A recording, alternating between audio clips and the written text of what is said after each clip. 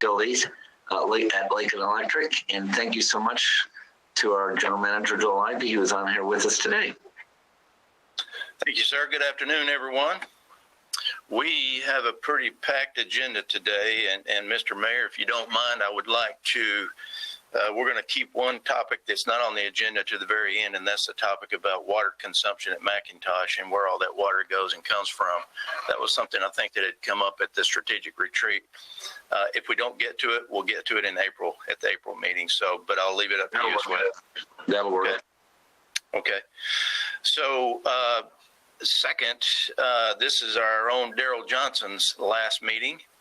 He has been serving very faithfully for several years now, and this is it for him. He's wrapping it up, and so I want to make sure he had a chance to say a few words if he would like to. However, I would like to say that he's been a very staunch advocate for a lot of different aspects of the organizations. He's attended APPA and FMEA meetings with us and really gotten to know the business quite well. And so he's been a very effective person on this committee. And Mr. Johnson, you will be missed.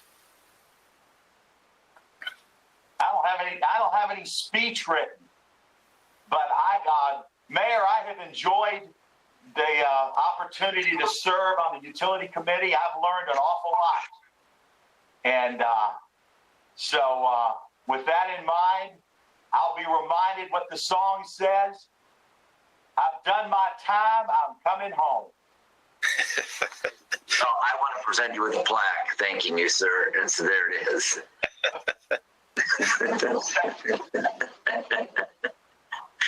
That's one of our costs, unnecessary costs. Hey, seriously though, he has been a wonderful representative on the utility committee, and we thank you for your good insights, excellent questions, and diligence to study the matters that are issues. Thank you, sir. I'm still allowed to ask questions today, I believe. Yeah, all right, good. Okay, thank you. So we're going to move into the presentations. The first one is Dave Cuss. I thought it was very relevant that we give you all an update on the goings-on related to our customer service aspects, our billing, our collecting, and the things that we've been doing and the things that we're going to start doing in the future. And I think Dave's got some pretty good news for the way that things have been going on behalf of our customers, your constituents. So I think we're in a very good place, and so I just want to ask Dave to step us through where we're at and what our near-term future plans are. So, Dave.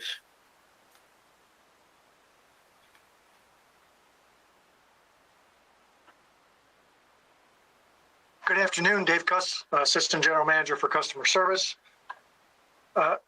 We have for you this afternoon an update, as Mr. Ivey said, on our interactions with customers over the past 12 months.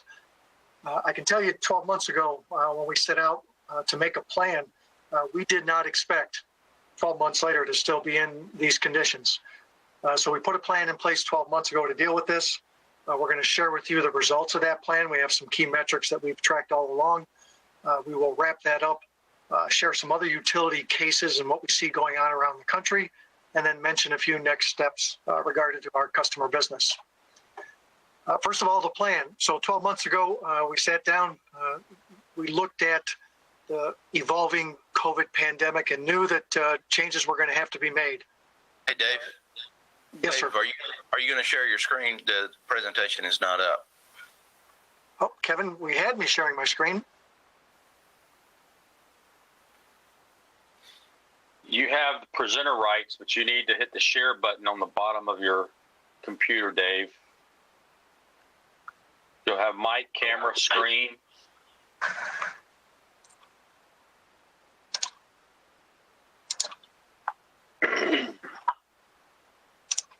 Good to go now?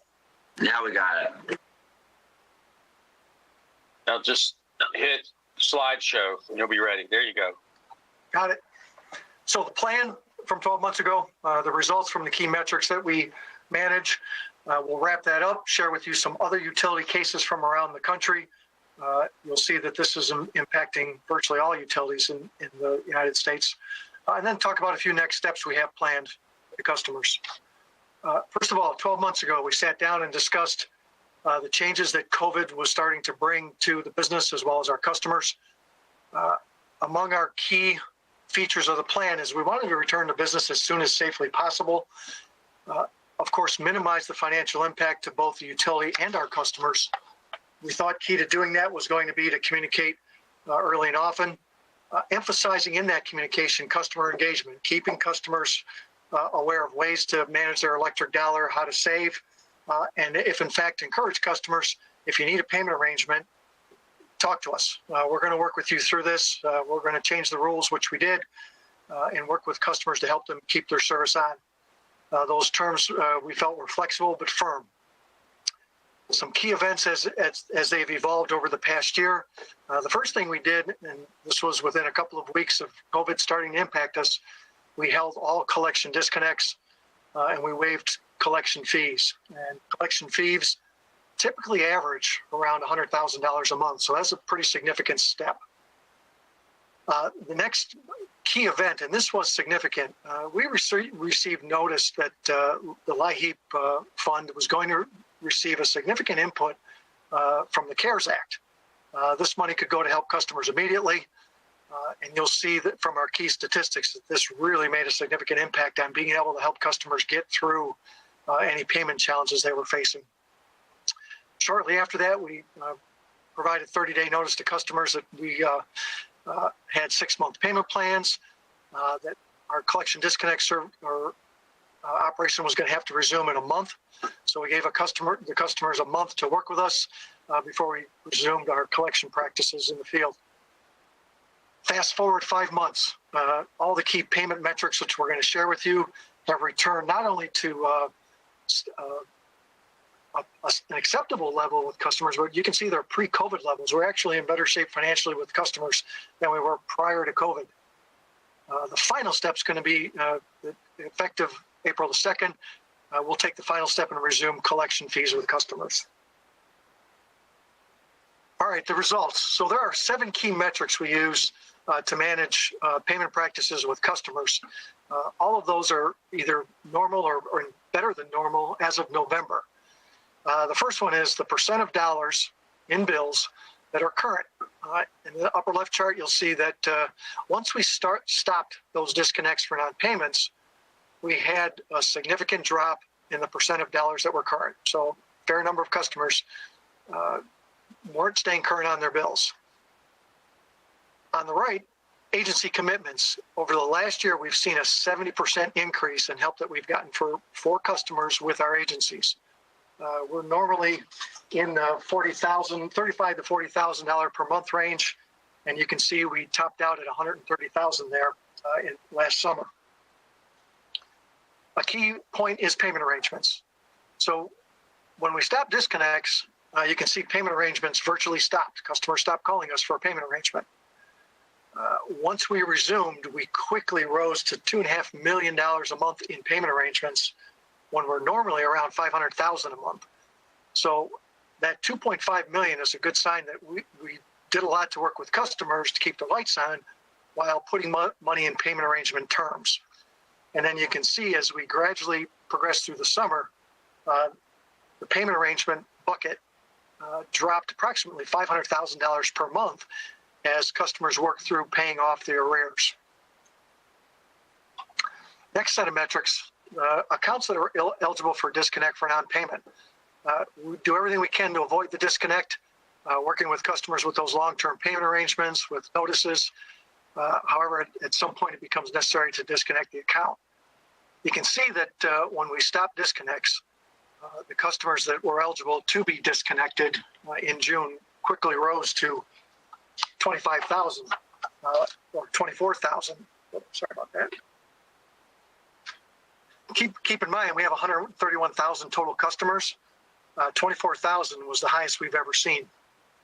As you can see, as we resumed the disconnects, that quickly, within 2 months, dropped right back down to normal range. Those accounts that were actually disconnected for non-payment, again, you can see the drop there when we ceased disconnects. Of the 24,000 that were eligible, we eventually disconnected 4,000 in the highest month. And today we're back to just within a few percentage points of where we normally are. Our call answer time, it's not that we had higher volume, it's that the calls were quite a bit longer as we worked through arrangements with the customers.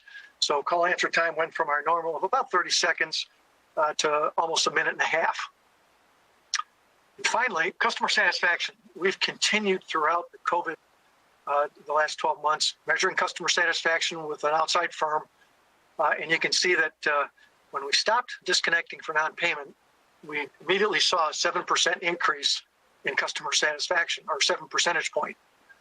Once we resumed them, it declined 6 points. We've since flattened back out to where we were in pre-COVID numbers, which typically is in the 90% customer satisfaction range. Final metric, what Lake Electric as well as most utilities are attempting to do is avoid write-offs. And the summary of the customer picture is that as those write-offs increase, you're either going to have to absorb that from utility profits or charge it to all customers in increased rates. So we've done our best throughout this not to increase write-offs. As you can see, our write-offs were exactly on point to where they were a year ago, which also happened to be the best record for write-offs at Lake Electric that we have. So we've now gone 12 months through the COVID pandemic situation, and we've returned to not only normal metrics, but even better than pre-COVID. And the end result is there will be no impact to 2021 rates due to delinquent accounts. Some other utility cases, 4 headlines here from around the country. You can see that as recently as a couple weeks ago, Bloomberg running an article on the impact of COVID on energy debt. And then we've got cases from Virginia, Florida, and Pennsylvania, where we're seeing articles where there's increased write-offs or arrears, and utilities are talking about how they're going to deal with that, either through rate increases or taking out as shareholders. With that, just some next steps. Again, we return to full standard operating practices as of April 2nd. That includes resuming collection fees, as well as we're in the midst of conducting a commercial deposit ordinance review. We will continue to focus on customer education, energy education, help customers find ways to better manage their energy dollar.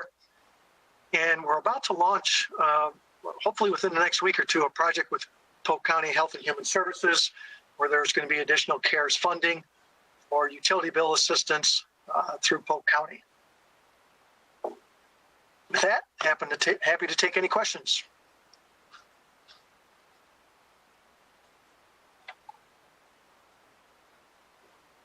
All right, Committee Member McGee, I see your hand, sir. Thank you, Mayor. Dave, are the write-ups done each month or quarterly or annually? Or? The way write-offs are done is 150 days after an account closes and it's not collected, it then goes to a write-off account. So that's why you see us picking this up late in the fall. We would not have seen any write-off impact from March and April until the fall. So they're done every month for every account that month that is more than 150 days old and not paid.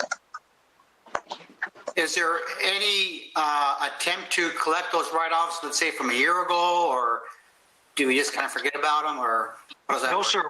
We continue working those accounts, both Lake Electric and outside agencies. We have 2 collection firms we work with.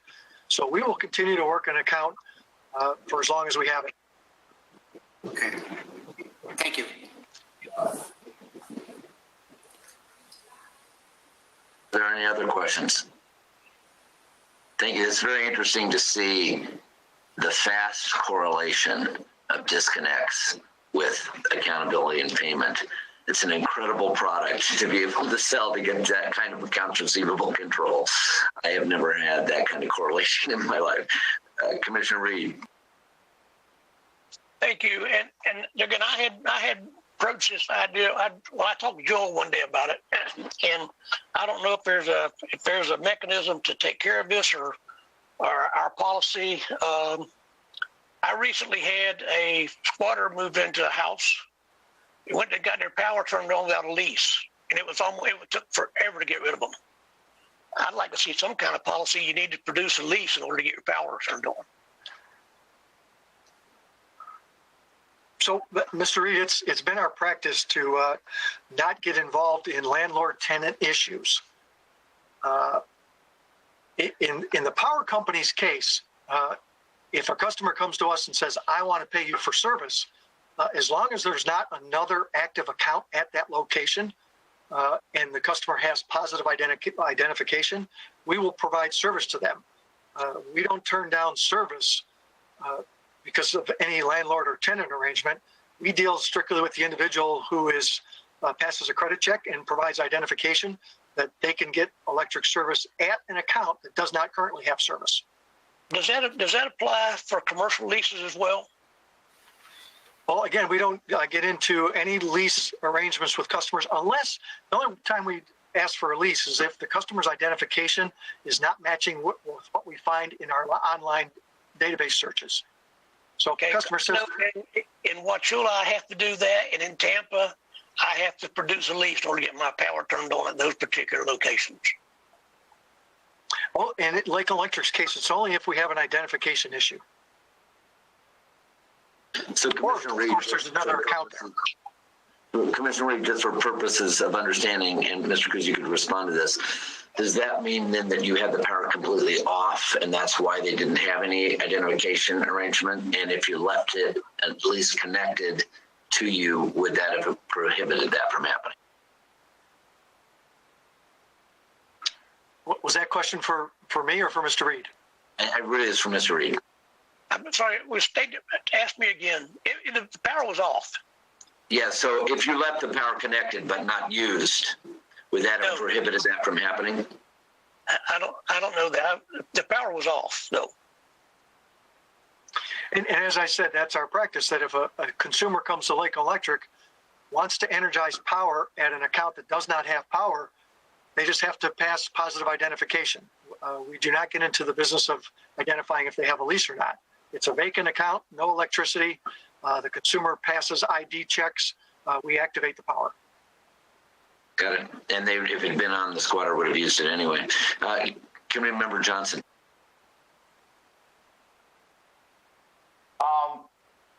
I agree with Commissioner Reed. The property is owned by the tenant. The landlord, excuse me. The property is owned by the landlord, including all the lines and everything that relates to it within the property. I don't understand how in the world we can cut on electric on a landlord's property without his consent. That makes absolutely no sense to me whatsoever. I understand that the tenant may have credit or whatever, but the only way they're allowed to access that property is with the agreement of the landlord, because the property belongs to the landlord. It does not belong to the tenant. And to me, that makes absolutely no sense. In the interest of time, Mr. Mayor, we'll take this as an action item to Commissioner Reed to take another look at this and see, is there something that we can put in play that might help prevent against some kind of squatting or whatnot. If there's an opportunity to do something like that, then we'll let you guys know and then work on an implementation plan. But we'll take that as an action item. Great. And Commissioner Reed is grateful, and I think that's a great idea because we're getting into policy at this point in time. And great job, Mr. Cruz, on the utilizing of those tolerances as well as the reduction back to receivables in the process of that. Excellent work. And the scoring too.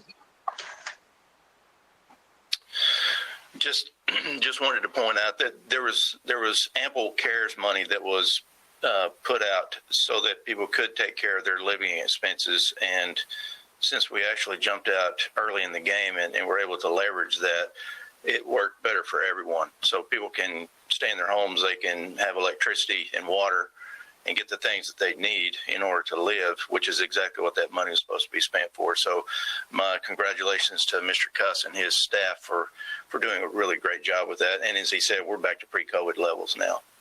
It's like it never happened. So that's a good thing. Next presentation, I want to get Mike Beckham to give us an update, just a quick update on what's going on with Unit 3 at the end of this month. On or about the end of this month, we're set to shut down the coal generator. And then after this discussion, I'd like to just have a quick follow-on regarding the Texas situation and how that may or may not apply in Florida. So, Mike, if you can step us through your part of it. I will, Kevin, when I went to share my screen, it reduced to a very narrow column.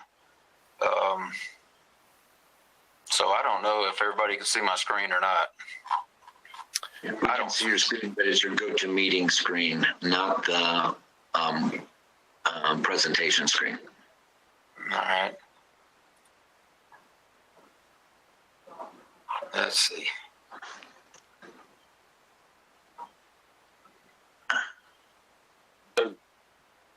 Mike, if you've got PowerPoint open, I don't see it even open on your screen. I don't either. I don't, but I don't have it open. I can open it easy enough. That'll work. Now pick your presentation. Yeah. And do slideshow, the top header slideshow. Okay. Yep, from beginning, and you're ready to go. All right. All right. Appreciate that. This is the next gen update, and we want to talk about kind of really what we're doing from transitioning from the Unit 3 operation into where we're going in the future. So I want to do a timeline here that shows the activities that have occurred, and you all are well aware of this because you voted on it. But on January 4th, the Utility Committee voted to decommission Unit 3, and then on January the 19th, City Commission voted as well to decommission Unit 3. We also on February 1st hired Black & Veatch to serve as our owner engineer for or a decommission engineering firm to help us put together a decommissioning plan, both for the near term where we have employees still on board and for a longer term if we decide to, or whatever we decide to do in terms of demolishing the unit, whether we go into that right now or if we go into it later. The planned final date of operations, which still looks to be a good date, is March 31st, because we've always said that it's on or about that date, and it depends on when we get the coal burned down. Then after that, on April the 1st, we will go into our 5-month initial decommissioning activities, and I have a list of those I can show you a little later on to give you an idea of what we're going to be doing. August 31st, we conclude that particular phase of decommissioning, and at that point, that will be the end of the 5-month period that those employees were guaranteed for continued work. And at that point, we would go into more of a demolition, probably, or an additional decommission phase, or we would either just stop and let the unit sit as is for a period of time. So, as I indicate there at the very bottom, the demolition dates are yet to be determined. There's more to study on that yet, to put together a good plan. I want to give you an idea here of what HR has done a really great job of on trying to help displaced employees transition. And this is a agenda that they came up with for 4 meetings they held back during January. And there's still activities ongoing now. More meetings are going on that I'll mention in a minute. But they did a great job of dividing this up into an employment services section where they talked all about job notifications and applications and how to get all that done correctly and done in your best interest. Then employee engagement and development. Retirement services did a really nice job of talking about the defined benefits and contribution plans and helping people understand exactly where they stood in those and what they would be their best plan of action to take. And then, of course, we mentioned the employee assistance program, as this is a stressful time for everyone and certainly for those people who are being displaced by this shutdown. So I mentioned some additional things that they've put together since then. A couple of classes, creating an electrifying resume and energizing your interviewing skills. So for those of us who stay in a job for many, many years and don't have a resume that's updated, or maybe for some of these folks who went into a job and it was pretty much their whole career, didn't really have to worry too much about a resume very often or interviewing skills. And so those can get rusty and you can get behind the times on those things. And so they put together really good classes on how to get these folks a good resume that'll present them the best and how to go about interviewing to give themselves the best chance of finding jobs, whether those are internal positions or external. There's also some job shadowing going on right now, some employees that are able to go around with experienced employees and pick up some additional skills. And some numbers here. Just within the recent months, we've had 7 employees that have been placed within LE and 2 employees outside of LE.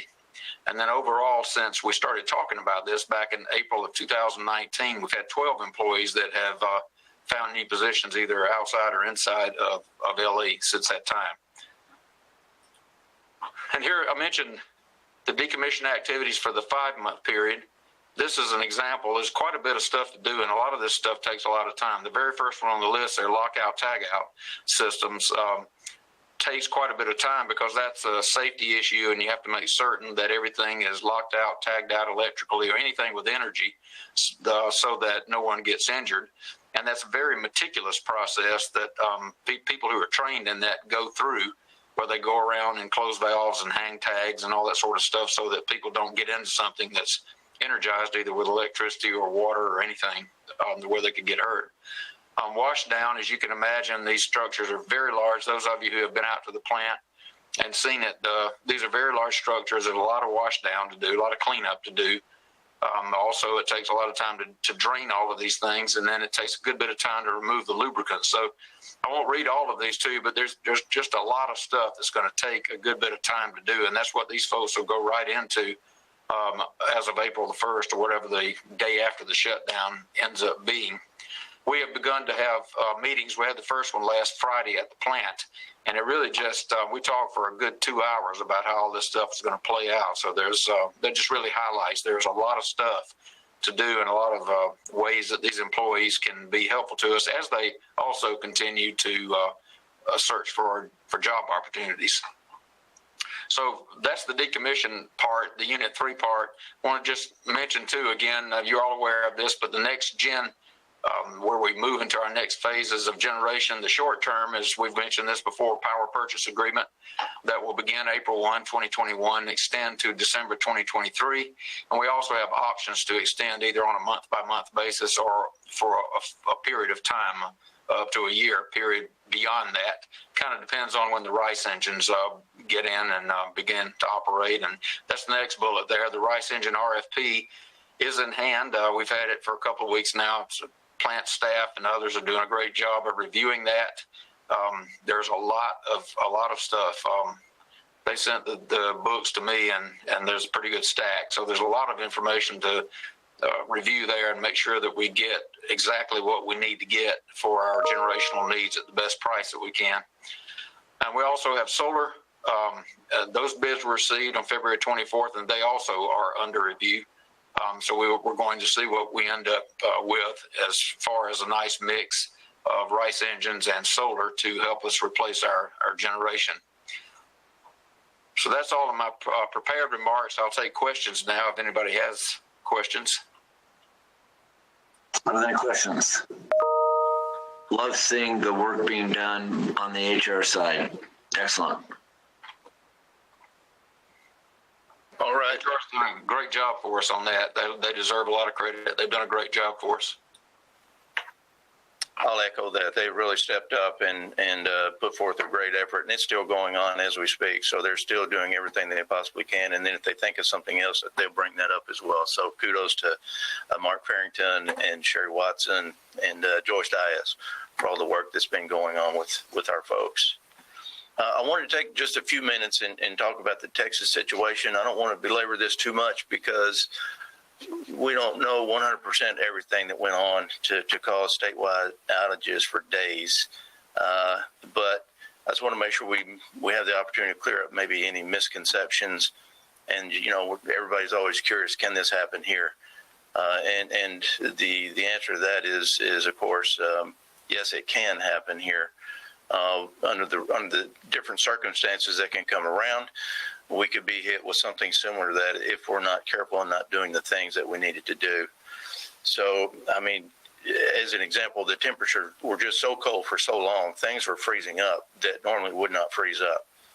The South Texas Nuclear Project is a generating station with a couple of nuclear generators, and one of them had some critical pumps freeze up, and they actually lost one of their generators. Had nothing to do with natural gas, had nothing to do with renewable energy products or anything like that. But nonetheless, when you lose a big a generating unit like that at a critical time of year, when other generators are down for maintenance, that can cause you problems just almost all by itself. The system from a whole, if you look at the oil and gas part of the system, that failed also. There were wellheads that literally froze up and could not flow natural gas because you can imagine the product that's coming up out of the ground tends to have water in it, and that freeze up can happen very easily, and it did. And so some of the natural gas-based generators were starving for natural gas because they could not get them. And then to kind of exacerbate that situation, the state had to enter into a period of rolling blackouts. That's where it started. And some of these rolling blackouts actually included facilities such as natural gas pipeline compressor stations. And so if you don't have a compressor station, you can't put pressure for the gas to get through the pipeline, and then the generators will come offline because there's just not enough gas available because of the lack of pressure in the line itself. So it was just a sea of the entire system, from oil and gas all the way through the whole utility system. The whole thing failed. The renewable energy products, they're going to run away and hide when it comes to that kind of stuff going on. The wind turbines froze up. Now they're not normally accustomed to having to winterize down to that temperature in Texas. They tend to do that in the north, but even in Minnesota, the temperatures got so cold, I think it was 2 years ago or maybe 3, that they lost a huge batch of their wind turbines too. So these kinds of things can happen. The solar energy, if it's cloudy, we already know what happens with that. So that's a given. So when utilities and the state, when we're planning for being able to mitigate things like that, we have to account for solar, particularly, especially in the wintertime, probably being at zero. So worst case scenario would be you just have no solar that you can count on from a capacity standpoint. And if you plan your system that way, you can generally account for the lack of capacity when something big happens. So if that cold of an event was to come all the way down into central and maybe even all the way down to South Florida, could that situation happen here? And the answer is yes, if we don't take the steps to make sure that we're winterizing the equipment that we've got that's dependent on a temperature like that, things that are transporting water, for example. And then we're also going to be looking as a state through the FRCC, the Florida Reliability Corporation. We're going to be taking a look at steps that we need to be taking across the entire state to account for things like, if you do enter into rolling blackouts, for goodness sakes, don't be cutting off any compressor stations. Come to find out those are extremely critical, and they're susceptible to the cold as well. And so we're going to be looking at winterizing, the different things that we might need to do, the different steps that we need to take to be ready for this. And then also we're going to be mindful of the fact that time of year you tend to have generators offline because it doesn't normally get that cold, and it's usually safe to take generators down for maintenance periods.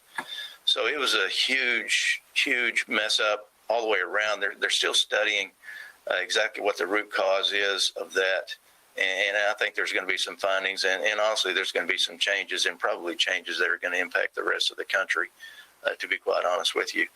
But I'm thinking that those are changes that would probably need to happen. And finally, I'll just leave it at this: that the Texas market, it's an open market, it's retail. So you buy your electricity retail, and the people who supply you the power, who actually get it to your home or your business, they're regulated entities. And so it's kind of a mixed bag of utility structures, but the market itself is it's kind of like our power pool. Actually, it's an energy only market, and people bid in to sell their product based on the energy prices, and they tend to make money and do very well doing that. But you can imagine that there's not this strict discipline that it comes in making sure that capacity entitlement is available at all times.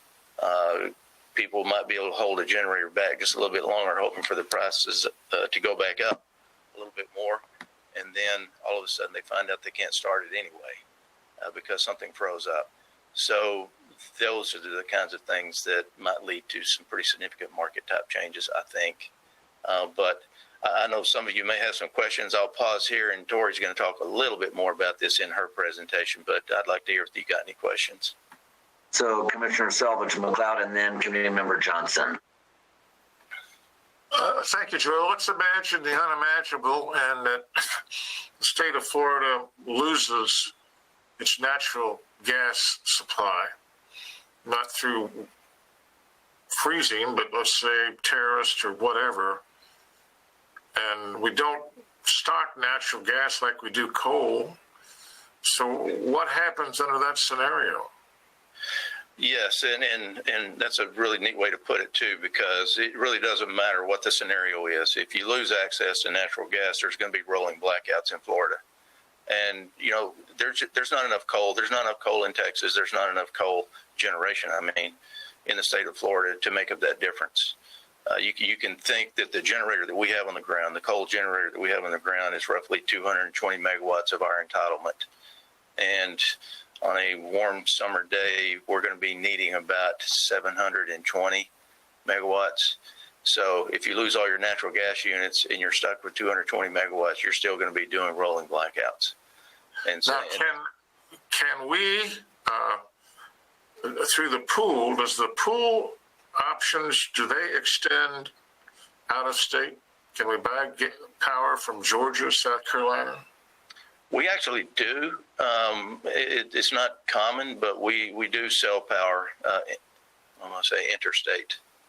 Mostly it's intrastate, but we do buy and sell power interstate as well. Okay. The other shocking thing that came out of Texas was these huge electric bills that brought me to thinking about our hedging program on natural gas. Do you see that our hedging program is a guard against something like that happening? It absolutely is, but it's not an end-all be-all. And Tori will talk about that in just a little bit, and we'll follow up with that later. We haven't completely settled what February looked like because we were paying some pretty high prices, and she'll tell you about that in a little bit. But at the same time, in Texas, there are municipalities that do not participate in the retail market, and so they're behaving as if they're both the regulated entity and the unregulated entity, and then that leaves them exposed to whatever the market conditions are. And if they're not sufficiently hedged or they're not covered in some manner, some way, shape, or form, then they're extremely exposed. And you'll hear more about this over time, but there's some cities, including San Antonio, the city of Denton, for example, they're thinking about having to float some bonds in order to have to pay for the amount of energy costs that they incurred just in that 4-day period. It's insane, the amount of money. I think it was Denton reported that they spent as much in a week as they normally spend in a year on energy. That's just how bad that was. Thank you, Joel. Okay. Joel, I was just going to ask if you could share back with us after that Florida group that you mentioned that will be looking at Texas and making any recommendations. And I'd be curious to see what comes of that, specifically if there are specific, operational changes or things that we need to be doing going forward. Okay, I'd be happy to. I know that Steve Reinhardt and his group out at McIntosh, they've been, ever since this event started happening in Texas, that's the first thing that they started doing is taking a look at, okay, what are our processes and is there anything that needs to change, for winterizing, for example, and taking steps ourselves. Certainly I will, though. Thank you. Thank you, Joel. That kind of came across the way I thought it was going to. Since this is my last meeting, I'll say it one more time. Nothing beats fuel diversification. You need to have fuel diversification. Question another one, Joel. As I recall, isn't there something a little bit different about the Texas grid? They are kind of separate from the rest of the grids or something. And wouldn't a contiguous grid nationwide kind of help in a situation where we have a problem in one area and not in another, and you're talking about selling retail. In other words, no matter where the electric comes from, electric is a commodity. Electric is electric. But I just remember something in one of the classes I took about something unique about the Texas grid in itself. Is that correct or not? Yeah, that is correct. Being a former Texan, we really love our independence, and that transfers straight to the way that they manage the grid out there too. So the vast majority of the state of Texas is its own grid, and it's not directly connected to any of the rest of the United States or Mexico. There's several AC/DC ties to the other systems, including Mexico, for the record. And they're used to transport power back and forth, but they're very limited. I mean, you can imagine a big hose and it just gets pinched down to a small size. That's about what it's like, because they're usually limited to about 200 megawatts each. We operated a couple of them out in New Mexico when I was there too. So that's not going to be big enough in a, what were they needing, like 74 gigawatts was total load, and they could not serve that. So they were like 40 gigawatts short on having enough to be able to supply the load in that state. But you're right, they are separate and apart. But then you also have the western third of the United States, kind of just, if you just take New Mexico and go all the way up through Canada. So it's United States and Canada on that part. That is a separate grid also. And then that grid is tied to the eastern grid and to Texas by AC/DC ties. And then the eastern 2/3 of the United States and Canada is another grid in whole. So there's reasons to keep separation like that. It's kind of hard to manage frequency across such a vast area of the United States like that. So it's a pretty good reason to keep it separate. In Texas, in the case of Texas, it would have really been to their benefit to have been connected to at least the eastern United States, because that would have given them access to at least some amount of power. And frankly, if they could have got some from the west too, that would have been good for them. But it wasn't enough availability for it. And just one other thing with regards to that, I'm assuming there's going to be some rethinking about how we're going to manage fuel diversification as well as almost a nationwide grid to prevent exactly what Commissioner Selvage talks about. One area being subject to something, and the other areas in that situation, when the grid is in condition and ready to go, then it can step up and help out in an area that, in a singular area like that develops, whether it be weather or whatever issue, and can sometimes kind of step up to the plate in that. Is there going to be some rethinking in that area with regards to Texas and some other things? I would imagine right now today the political pressure is on to look at every single thing you possibly can. Right. There's not going to be a bad idea at this point, because there was a lot of hardship put off on people. I mean, you can imagine just the amount of water pipes that were bursting has got to be astronomical, because there's no heat in the house. And so, yes, that those things are going to be looked at. Any little tidbit of information that might look at how we could manage this differently, up to and including should Texas remain a separate grid. Should they interconnect with the rest of the United States? Because I can tell you, even in Florida, we were selling power going northward, and which was intended to displace some of the lack of generation that they had in the Midwest. Now that power is probably going from Louisiana on up to through the Dakotas, I guess. But so yeah, they are going to be looking at all of that. And I just want to make a quick remark about fuel diversity. The price of natural gas got so high here for us in Florida and the eastern United States, we were actually running our Winston diesel peaker generators for like 8 hours for a couple of days in a row. Now, when you're running those generators, you know that you're either out of power and you really need to run them, or the price of natural gas is so high that it's favorable to do so. And gas was so high that it was favorable to run those for long periods of time. We haven't seen that. And so we actually had a concern about being able to keep the diesel tanks full of fuel, enough so that we could keep those things running. So Tori and her group were really working wonders trying to make sure that we could keep all this stuff going. The coal generator was actually running at about 100% of its output capability because, you fuel switch in situations like that. Now, natural gas, here we are today, is back below $3, so it's just like nothing ever happened. So it's not like, you got to hang on to coal just because of that one event. But it's important to note that, we did have a fuel switch pretty much across the country because of those prices. Thank you. Commissioner Walker.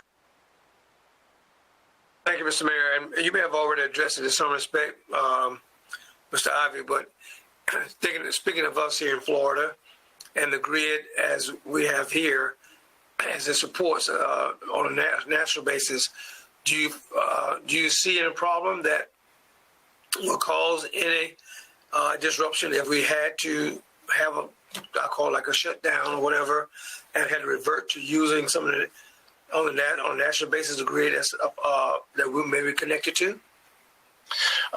We're all susceptible, and we need to understand how human we actually are. You run into extraordinary circumstances like that, and you learn a lot about yourself. You learn a lot about your system and the way they're operating it.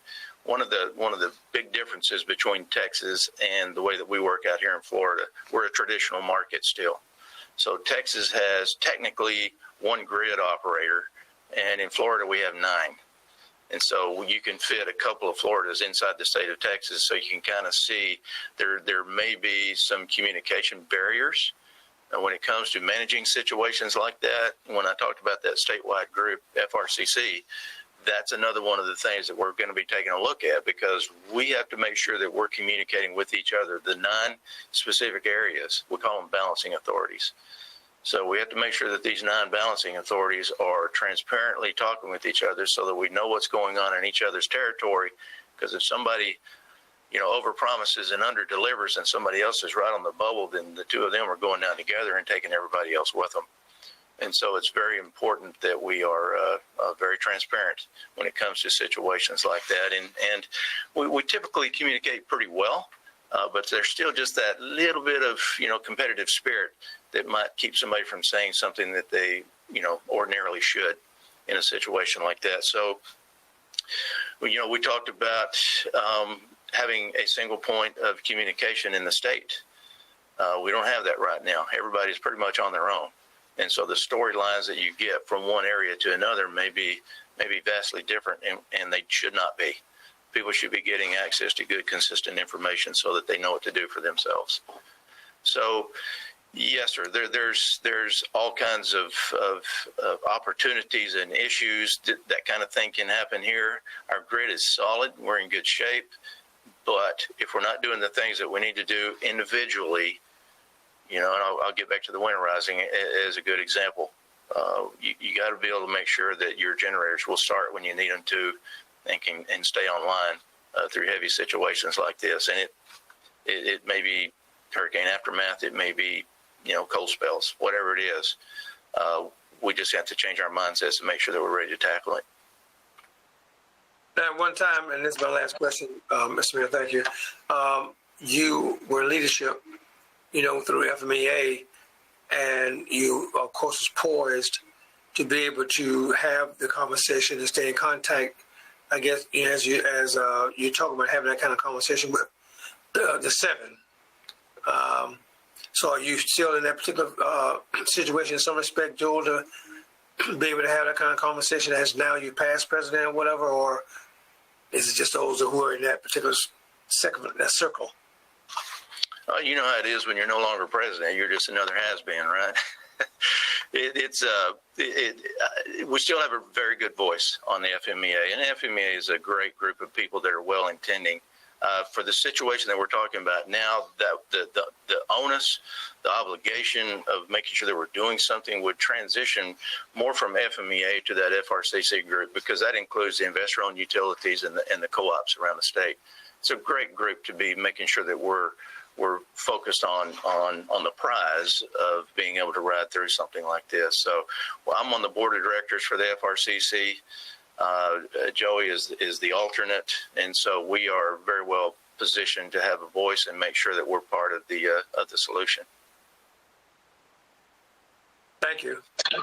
All right, should we go on to the next topic, sir? Yes, sir. Thank you. Thank you for bailing me out. So now for the star of the show is Tori's turn. She already got one slide up there, but we want to talk about, kind of the outfall of that week starting on Valentine's Day for how that played out in Florida. And it did have an impact on us. And she's going to step us through what that was and kind of what we need to do going forward. So, Tori, it's all you. You may be muted.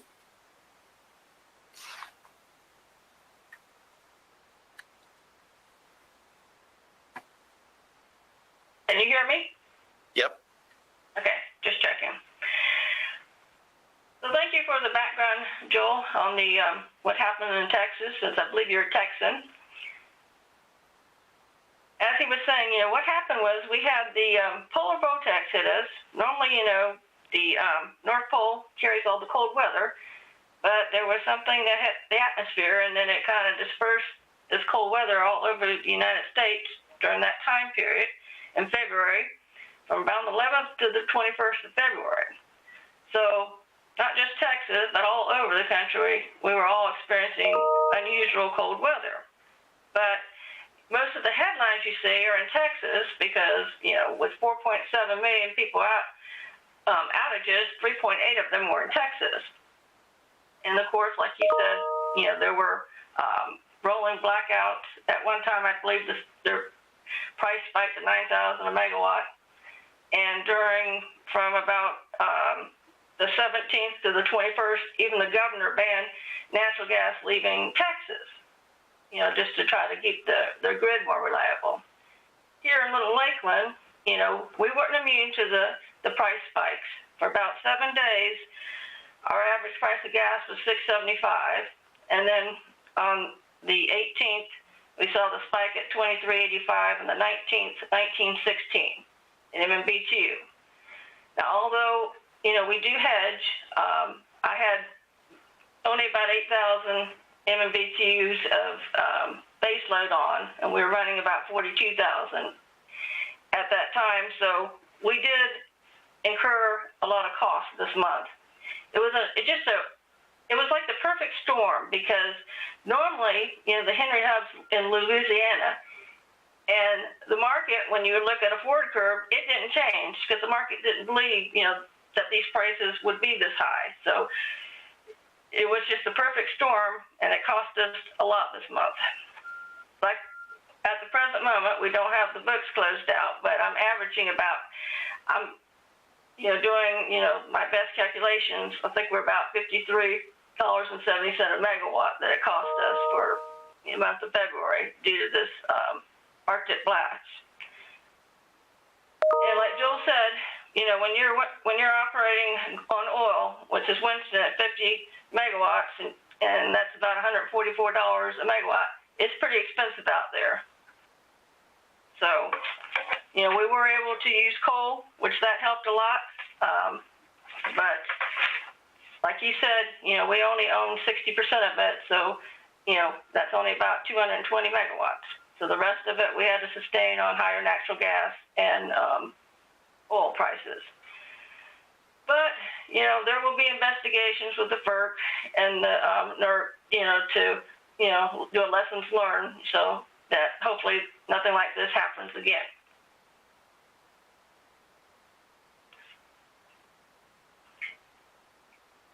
I'm trying to get my slides to go.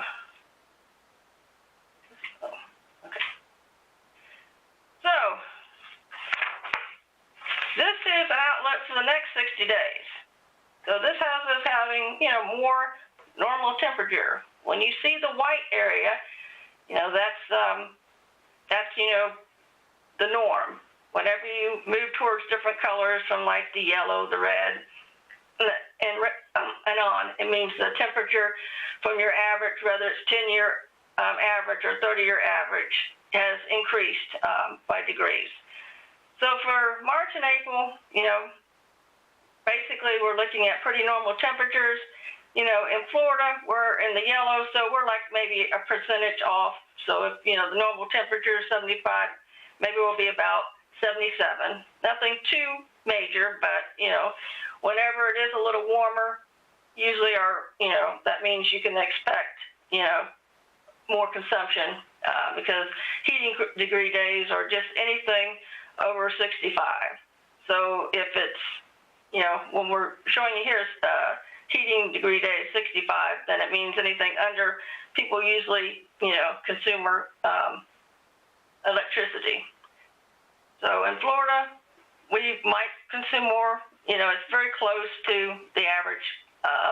Not too much change for the loads, but maybe a little bit. The biggest thing that happened when the freeze-off hit, most of the production was frozen off in the Permian and the Haynesville area. And the Permian, so you can see on the map, is, that's in Texas, okay? And the Haynesville, part of it's in Texas and part of it's in Louisiana. So that's where, we had a lot of problems as far as for the country of getting the gas. In Lakeland, we didn't experience problems getting gas because a lot of our gas, we have suppliers all over the board, and a lot of them are offshore suppliers. I had base load in Alabama, so I wasn't having problems getting gas. We just experienced the unpleasantness of the price hikes. But we were also lucky because at that time, we have Larson 8 in outage, so we were only running Mac 5 and the coal unit. So I was only, like I said, burning about 45. Although I had about 75,000 of capacity, I didn't have any problems filling what we needed to run Unit 5. What we are seeing, though, is right now really the market, it doesn't know what to expect. I mean, in the last 12 months, if you look here, from March, to March of 21 to 22, we're all over the board. The forward curves change between 65 cents to $1 because nobody really knows what to expect, in the next 12 months. But when you look from the long term, from 22 out, we're seeing gas at about $2.50. And I'm going to kind of, in my next slide, kind of explain, why the market is just, going up and down. But right now, you've got like Goldman Sachs, they think prices this summer will be in the $3.25 range. Then you have RB Capital, they think gas might go between $2.31 to $3. So it's just kind of a toss-up right now because gas is kind of dependent on weather, production, and consumption. And when we look at last year, everything here was the actual. Everything here is the forecast, okay? When you're looking at the white line, that's the natural gas producers, okay? And these are the consumption of natural gas. So usually, always January, February, March, there's more consumption of natural gas, okay? And this year, we started off really with more consumption than we did last year. And so the question is going to be is if right now, EIA is saying in July and August, if you compare to last year, consumption's going to be down. But of course, July and August for Florida are our biggest months for for consumption of electricity because it's hot here. But this is, remember, all over the United States. So if this happens and, we stay on track, then our inventories would probably be where they need to be. But if we all of a sudden consume more in July and August and we're not able to go into what we call the injection season, this is injection season. And this is what drives the market. It's supply and demand. If the market thinks there's not going to be enough natural gas reserves to carry us through, it'll spike us.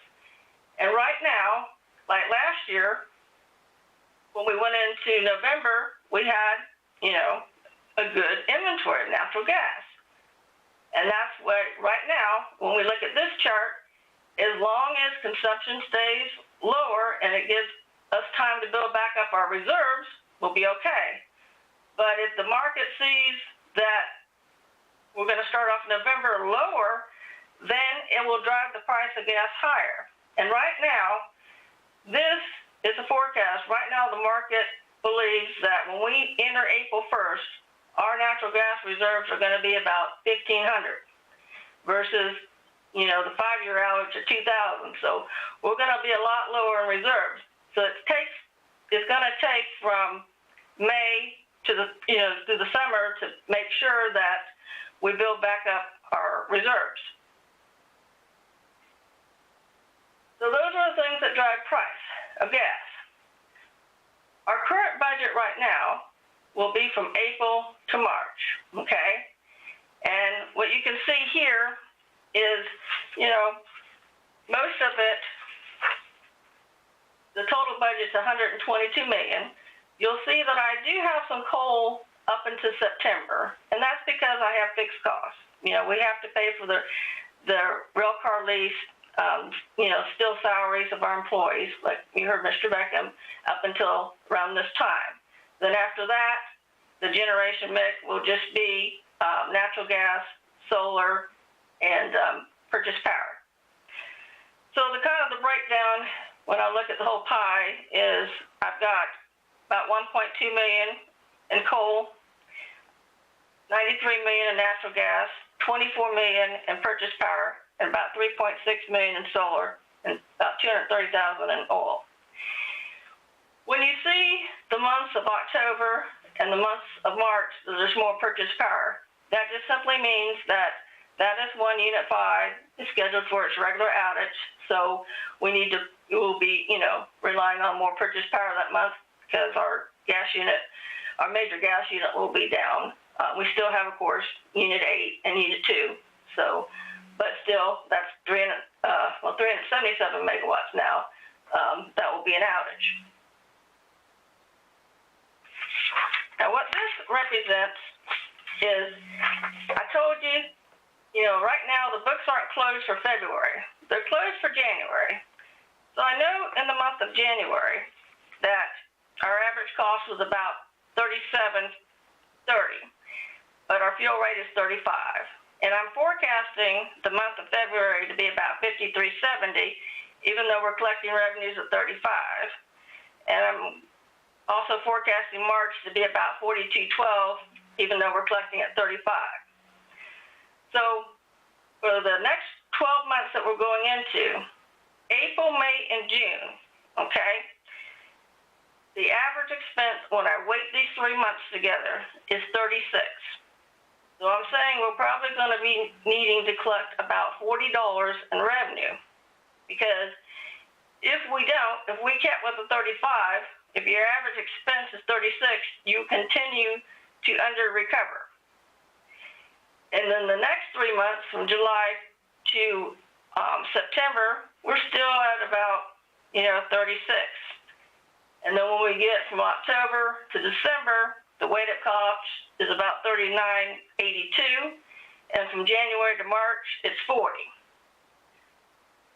And we're seeing, the increase right now because I felt, the model I'm based with, gas prices about $3.30.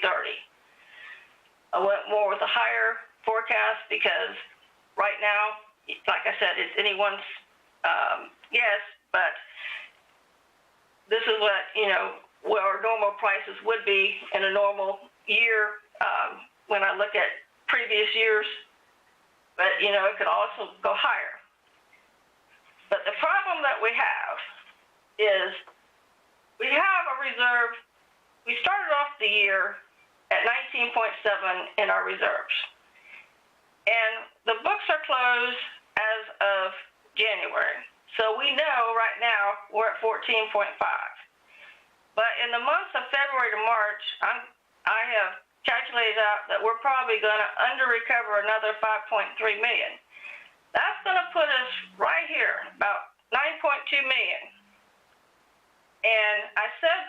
$122 million. Take that, divide it by 12. My monthly expense is about $10.2 million, and I only have reserves at 9.2.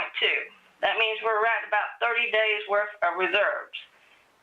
And our APPA guidelines say we should be between 45 to 90. And also our resolution with 15% of the fuel budget, we usually try to target about 20. So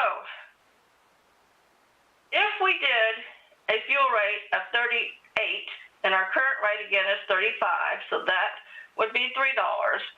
And we did a tiered approach, by the end of June, we would be about 10.9. Still, that's only 30 days. So to be able to end our fiscal year at September, we would need to then do another fuel rate to 40, so that we could, at the end of September, be at least at 15 million in reserves, which will be the minimum requirement of 45 days. If we went ahead and just said, let's just go from 35 to 40, then we would be at 12.5 as of June, and then when September hit, we would at least be at about 16.7 or 50 days of reserve for fuel. Because remember, I spent about 10.1 million. So the current rate, like I said, is 35. And, as far as it's up to you to decide if, we want to go with the 38 or 40. But one thing's for sure, right now, what I've been telling you is the short-term outlook on natural gas prices is just swinging all over the board because it's always supply and demand. Are the producers going to want to produce like we're forecasting because they need about $50 a barrel of oil? And will consumption stay where, like I showed you in the EAA forecast? If all of a sudden, this COVID, everybody gets their shots, there's more consumption, there's more use, then all of a sudden we're going to see lesser reserves for natural gas, which is going to drive the market too. So it's just, right now, it's very uncertain because we just don't know. The long term looks good at 255 from 23 to 24. But one thing I do know is our utility reserves come March are going to be about 9.2 million. And that's right at 30 days, which is under a good utility practice. And we're forecasting, like I said, natural gas reserves to be about 1553 BCF, where last year we were at, 2,000 BCF, so we'll be a little lower. So I'm recommending that we increase the fuel rate to 40. 38 would be the minimum low because, like I said, in the next 3 months, which are April, May, and June, when I do this forecast, our cost is going to be about 36. And if you kept it at 35, you would just keep getting lower. You'd go below the 9.2. Are there any questions? Yes, I have one. If you go back about 8 slides where you compare our last year's actual versus this year's current, it looked to me, and maybe I interpreted this wrong. No, keep going back. Yes. That you were comparing our temperatures anticipated this summer as being less than what they actually were last summer. Keep going back a couple more slides to the actual of last year temps right here, this one. Okay, this is the EIA's report that shows all of the United States, the consumption of natural gas, okay? So it's just showing you by rate class, like the yellow is residential, commercial. And what I was saying is, for the country, we're right now consuming more than what the producers are producing. So January, February, March, we dip into our natural gas reserves. Then when April hits, May and June, production stays above, so we're starting to be able to build back up our natural gas reserves. But what I'm concerned about is if you go over here to July and August, they're forecasting July and August for the country to be lower, still because of COVID. But if this goes back up, and we're on it, and then that doesn't give us much.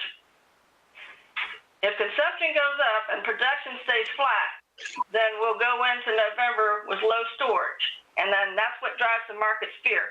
If there's not enough gas in storage, supply and demand, we could get up to $4 gas rates. Well, and to me, that's just all I want to underscore. Based on everything else you said, it would appear to me that because of that anticipated actually being able to be higher for us than it is reflected here, I would think that makes a strong case for the $40. Yes, I mean, I'm very concerned because, like I said, we did go through a lot of money in February. Not just us, all over the country, every utility did. Oh, let me go back here. The books aren't closed, but I'm calculating them. Like I said, we're bringing in $35, and yet we're spending, about $53 to produce power. It was a very expensive. When you put on oil, it gets very expensive. 144 a megawatt. All right. So is there a motion from the committee? I see Committee Member English. What is your motion, sir? It is 40 from Mr. English. And then is there a second to that? I see a second from Committee Member Dennis. Terry Dennis. Wow. I just was having trouble today. I apologize, Mr. Dennis. All right. Discussion by committee. Committee Member Johnson.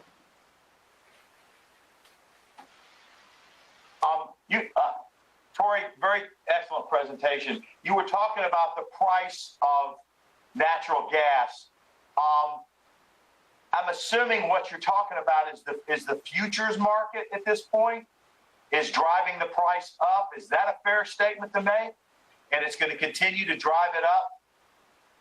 Yes, the NYMEX is based on the Henry Hub pricing, which is where all the pipelines kind of come together and meet. Okay, so we use it as a benchmark. And right now, the market looks at weather, it looks at production, what the producers are going to produce. And so if the price of oil is at least $50 a barrel, then the producers, they're incentivized to want to produce more. Because if they don't produce as much, then and our reserves, our natural gas reserves go lower, then it scares the market because then it's kind of like anything. If they don't think there's enough reserves left, supply and demand, it drives the price of gas up. But right now, the forecast that I'm showing is we have the ability to make up for from January, February, March, we've used these 3 months right here are higher than these three, okay? We went through a lot more of our natural gas reserves. So that's why the market doesn't know what to do. It doesn't know if the producers are going to continue to produce more, stay flat. It's all dependent, and they need incentive with oil. And if they feel pricing's right, then, the market won't spike so much, Tori, I'm sorry, Daryl. Let's look at the market this way just a little bit. We're right back where we were before the Texas freeze-off happened, which is a situation of we don't know what the heck is going to happen in the near term. But we're back in the high $2s to mid $3 ranges with natural gas. But that's a pretty significant amount of.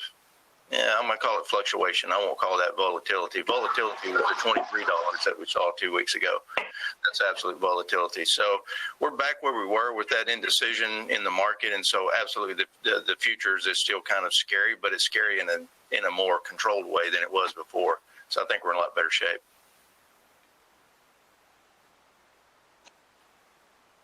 I guess what I was wondering at is, because it's really, when we talk about futures, we talk about speculation.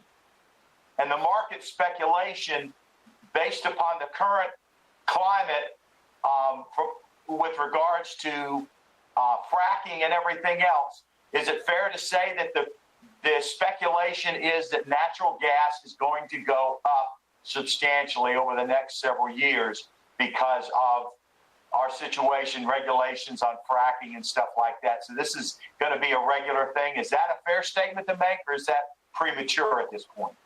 No, because right here, the market's forward curve, Bill, is showing us from 23, 24, and 25 is pretty stable at 250. Okay?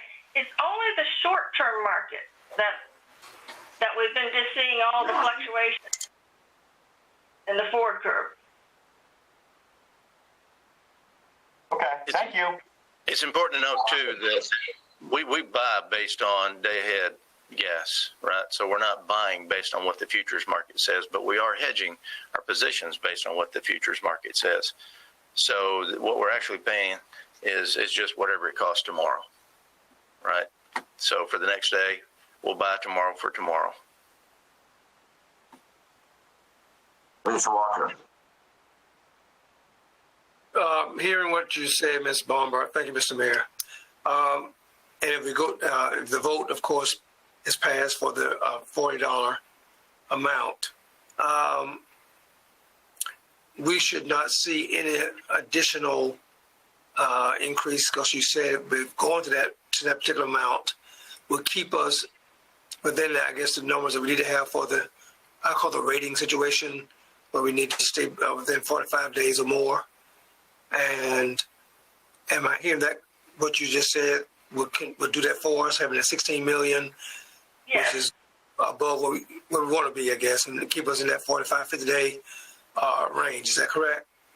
That is correct. That $40 rate will get us, ending September, right about 50 days, okay? And then because even after September, our average cost is going to be about $40. So we'll be hovering about, 17, 18 million in our reserves. You will not see it go crazy spiking because our costs are going to be very close to 40. But right now, I have our costs about 36. So we need to be over recovering to be able to get our reserves back to the 50 days. Okay, that and of course doing that, as you just already recommended, will put us in that window where we want to be, and that should be okay for not having another adjustment in September. That's correct. Unless something changed, I don't see us having to make an adjustment to maybe next April next year. Commissioner McLeod and Commissioner Sullivan. Thank you. That was my question as well, Tori. I just wanted to hear your comments on the future of being able, based on what we know today, if you were confident that we thought we would be able to hold the rate at 40, that's what I'm hearing. I know things can change, certainly from, forecast change and the market changes, but I was curious if, you were confident in that. So thank you. Joel and Tori, looking back over the past decade as we've hedged, is our hedging policy about right? Has it saved us money, cost us money? Well, the hedging program is like an insurance policy. Most of the time, you don't make money off hedging. You're setting a cap so that you don't have to have higher costs. Unfortunately, in the month of February, it was just a perfect storm, because the futures market is based on the NYMEX, and the NYMEX never went to $23. The NYMEX has stayed there at $3. So when the markets spiked, we didn't reap the benefit of being able to have the 23 future closeout. Okay, it closed out at a normal price. But because I also do base load gas, that worked out very well for us, because we were probably paying, I don't know, maybe $2.70 on gas that was base loaded. So I just went a little shorter this month. I'll be honest with you on the base load because at the time we were going back and forth if we're going to do Unit 5's outage in February and March. And if I put on more base load, it wouldn't have cost us as much, and it would have made the hedging program a little better. But I thought we'd be too heavy on base load, so I didn't. Yeah, let me add to that just a little bit too, Commissioner Savage. The hedging program tends to be a net cost, all in all. But as Tori said, it's an insurance policy, just in case things go completely wackadoodle like they did starting on Valentine's Day. Natural gas prices, you heard what she said, $23, and right now today it's like $2.80. What a change. Now that's volatility. That's true volatility. So you hedge to protect yourself as much as you possibly can. And it's not always 100%, and there's reasons for that. But I can't wait to see what the closeout is just because of just that 1 week in February. That insurance policy that we got certainly would be called upon and would have done some good for us. So you're still supportive of our insurance plan? Yeah, absolutely. And if you talk to folks like credit rating agencies, they have an expectation that you're going to cover yourself in the manner that we're doing, and they actually prescribe something very similar to the way that we're doing it. All right, thank you. Are there any other points of discussion before we vote on the motion? Seeing none, all those in favor signify by raising your hand. Opposed, same. Unanimously passes. Thank you, Tori. We appreciate that very much. Thank you.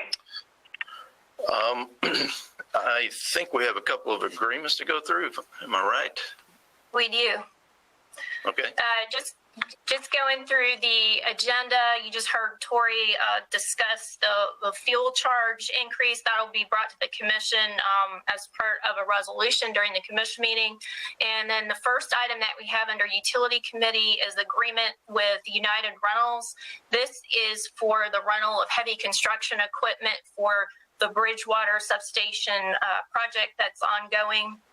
Part of the equipment that will be rented pursuant to the agreement will include a wheel loader, an excavator, a track loader, a forklift, and a single drum smooth roller. This equipment is being purchased through Sourcewell, which is a cooperative purchasing entity that serves municipal contracting agencies that allows for better pricing. The other benefit of just not using this for the Bridgewater project, this will also be available for various city departments who have projects from time to time that need to rent heavy equipment, so they'll be able to utilize the same contract for that. Specific to this purchase, however, is the equipment will be used for a period of 7 months. The estimated annual rental amount is $15,333 per month. The total cost of the equipment is $107,331, and that is included in Lakeland Electric's FY21 budget. And we would ask for your favorable approval. There's a motion to approve by Mr. Johnson and a second by Commissioner Walker. Discussion on the motion. Commissioner English, Committee Member English. Yeah, thank you, Mr. Mayor. The question I had about this, Ramona, is would this not normally be an operational budget item? It sounds like you're coming to the committee for a capital item rather than an operating budgeted item. And I don't know if Mike or Joel or somebody needs to pitch in here and help me out, but the normal operation of renting equipment is an operational budget, not a capital budget item. So maybe I'm getting in the weeds here, but I'm wondering why it's coming to the committee and it's an operational item that they would handle through their normal budget. Can you help me? Well, I can't speak to the specific, like the budgeting aspect of it, but I can tell you when we have competitive procured items like this, they typically will come before the commission depending on the value, the dollar value associated. Even if it's a budgeted item that was approved in the budget, big ticket items that are above $50,000 will come before the commission for approval. Because again, while it's budgeted, the commission and the committee has the opportunity to hear how that was procured. And in this case, it was a cooperative purchasing agreement through Sourcewell. Do we have a contract directly with Sourcewell to go through United Rental to get the stuff at the same price? Or do we have the Sourcewell contract first, and then we get the United price, lowered price? This is what this is. This is through Sourcewell. It's a contract with Sourcewell, but specific to rentals from United Rentals. But it's not all attributable to Bridgewater, supposedly. I mean, the majority of it's going to be used in Bridgewater. The specific expenditure today, what we're asking for approval for is for this particular project, but this is also an opportunity. The agreement actually will be valid through 2024, and then separate issued purchase orders will be available to other departments that are going to be using it. And again, those items would come before the commission if the equipment rental was in excess of $50,000, because the commission would have to approve those expenditures. Okay, I understand now. Hopefully that answers it. It's an extended contract. Now I understand. Okay, thank you very much. It's a good question on scope, and that's great. Any other questions or comments? I see none. So all those in favor of the resolution signify by saying aye. Opposed, same. It unanimously passes as well. The second item that we have is a task authorization with Trinity Consultants for environmental software implementation services. This is for oversight of environmental tracking software that will include project management as well as implementation of that software. That includes design, build, deployment, and program support. Trinity was actually instrumental and used in the first phase of the project in terms of helping Lakeland Electric select a vendor for this type of software. And at this stage, this is a second phase in which Trinity will actually help Lakeland Electric implement that in order to comply with state environmental regulations. And just for some background, Lakeland Electric hasn't had this type of software before, and it has had to rely on strictly staff and calendar notifications with regard to making sure compliance is updated.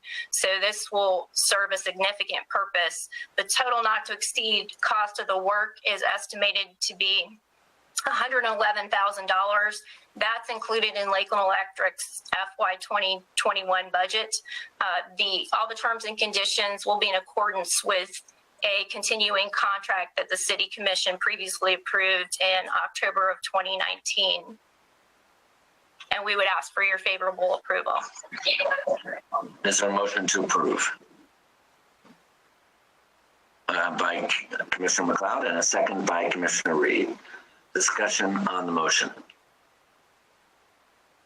Seeing none, all those in favor signify by raising your hand. Opposed, same.